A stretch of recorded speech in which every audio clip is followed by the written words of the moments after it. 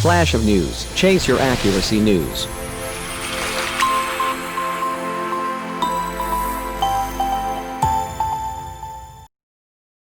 Pompeo announces fresh restrictions on Chinese diplomats in U.S. The United States said on Thursday, September 3, it would require senior Chinese diplomats to get State Department approval before visiting U.S. university campuses or holding cultural events with more than 50 people outside mission grounds. Washington cast the move as a response to Beijing's restrictions on American diplomats in China. It comes as part of a Trump administration campaign against alleged Chinese influence, operations and espionage. The State Department said it would also take action to help ensure all Chinese embassy and consular social media accounts were properly identified. "We're simply demanding reciprocity," U.S. Secretary of State Mike Pompeo told a news briefing.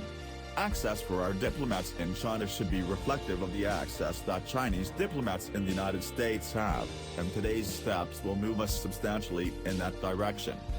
It was the latest U.S. step to curb Chinese activity in the United States in the run-up to the November presidential election, in which President Donald Trump has made a tough approach to China a key foreign policy platform.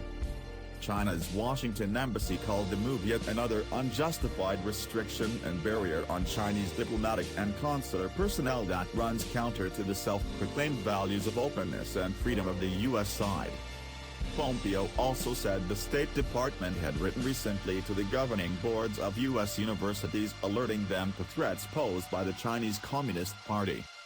These threats can come in the form of illicit funding for research, intellectual property theft, intimidation of foreign students and opaque talent recruitment efforts, Pompeo said.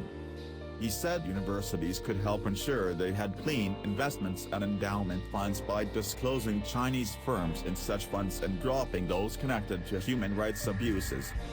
On Tuesday, Pompeo said he was hopeful that dozens of Chinese government-funded Confucius Institute cultural centaurs on U.S. campuses, which he accused of working to recruit spies and collaborators, would all be shut by the year-end. On Wednesday, the Washington-based Confucius Institute U.S. Center, which was required last month to register as a foreign mission after Pompeo accused it of advancing Beijing's malign influence, said it had been mischaracterized by the State Department as a headquarters for Confucius Institutes.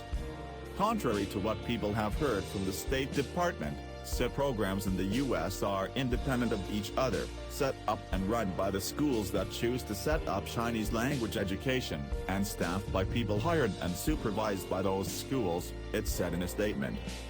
Pompeo said he planned to discuss China and other regional issues with the 10-Nation Association of Southeast Asian Nations, ASEAN, and other Indo-Pacific countries in virtual meetings next week. The State Department said Pompeo would participate in an East Asia Summit foreign ministers meeting and another with his ASEAN counterparts on September 9. It said that on September 11, he would launch a cooperation partnership with Mekong River partner countries, Cambodia, Laos, Myanmar, Thailand, and Vietnam, aimed at strengthening their autonomy, economic independence and sustainable development. Also that day, he will participate in a meeting of the ASEAN Regional Forum, a 27-nation grouping bringing ASEAN together with dialogue partners from around the world. Wednesday's U.S. move goes further than one last October, requiring Chinese diplomats to give notice of meetings with state and local officials and at educational and research institutions.